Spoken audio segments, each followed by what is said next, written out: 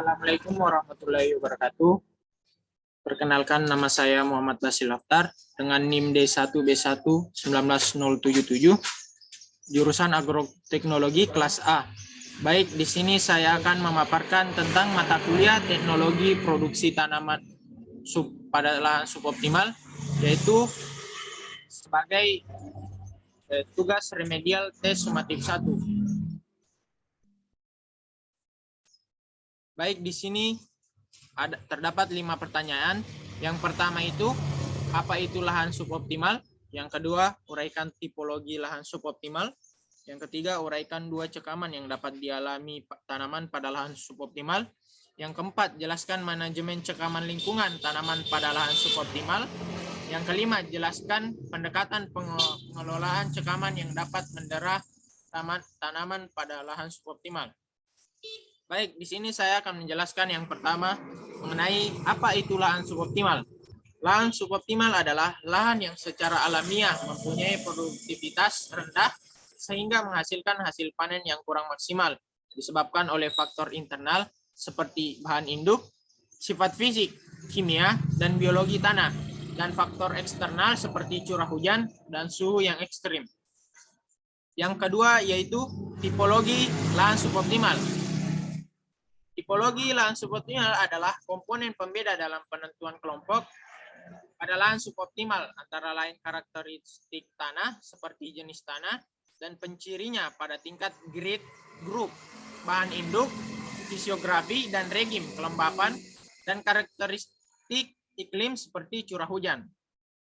Tanah dan iklim berpengaruh pada tipe lahan suboptimal yang terbagi menjadi dua tipe lahan, yaitu lahan kering dan lahan basah. Yang pertama, lahan kering terbagi menjadi dua, yaitu lahan kering masam, di mana lahan tersebut kering karena bahan induknya yang terkandung di dalamnya yang masam.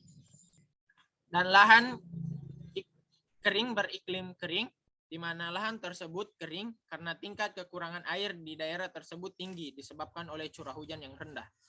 Yang kedua, lahan basah terbagi menjadi 3, yaitu lahan rawa pasang surut, di mana lahan ini mengalami pasang surut air laut maupun sungai yang terjadi sepanjang tahun, sehingga selalu tergenang.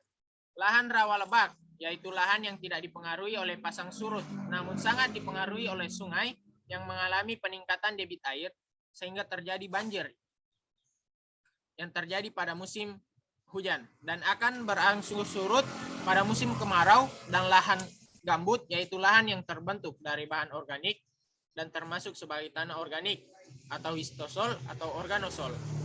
Yang ketiga, yaitu cekaman pada lahan suboptimal terbagi 2, yaitu cekaman biotik dan abiotik. Cekaman biotik pada lahan suboptimal disebabkan oleh organisme hidup seperti virus, bakteri, jamur, patogen, nematoda, serangga, arachnida, hama, dan terjadinya kompetisi. Kompetisi adalah persaingan tanaman lain dalam mengambil bahan induk dari tanaman induk seperti gulma.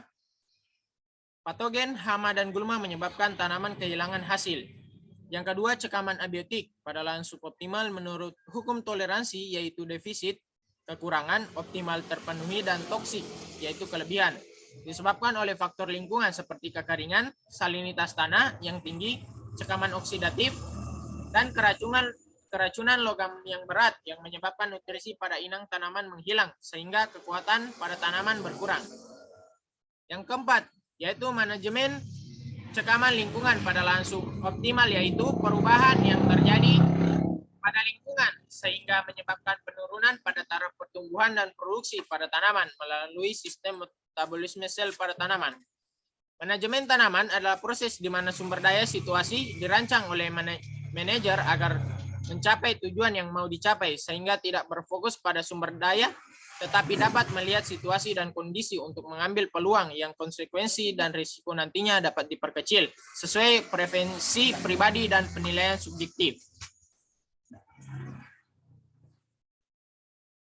Dan yang terakhir, yaitu yang kelima, yaitu pendekatan pengelolaan cekaman yang dapat mendera tanaman pada lahan suboptimal, yaitu pendekatan stres biotik dan stres abiotik. Respon tanaman stres biotik melalui sistem pertahanan diklasifikasi sebagai respon bawaan dan sistemik. Spesies oksigen reaktif atau ROS dihasilkan setelah infeksi, dan semburan oksidatif membatasi penyebaran patogen melalui elektrifikasi sel yang ditingkatkan oleh tanaman, sehingga memblokir invasi parasit. Pertahanan stres biotik seperti hambatan morfologi dan struktural, senyawa kimia, protein, dan enzim, sehingga melindungi produk melalui kekuatan dan kekakuan. Intensitas cekaman biotik tergantung pada cuaca, sistem tanam, praktik budidaya, jenis tanaman, varietas tanaman, dan tingkat ketahanan tanaman. Yang kedua yaitu kondisi cekaman abiotik yang mempengaruhi hasil panen, yaitu ketidakseimbangan ion hara, defisiensi air, dan suhu. Respon tanaman terhadap lingkungan meliputi tingkat molekuler, seluler, jaringan, anatomis, morfologi, dan fisiologis. Kondisi kekurangan air pada cekaman abiotik merupakan faktor yang paling berpengaruh merusak hasil tanaman, dan salinitas tinggi termasuk kendala utama pada produktivitas tanaman.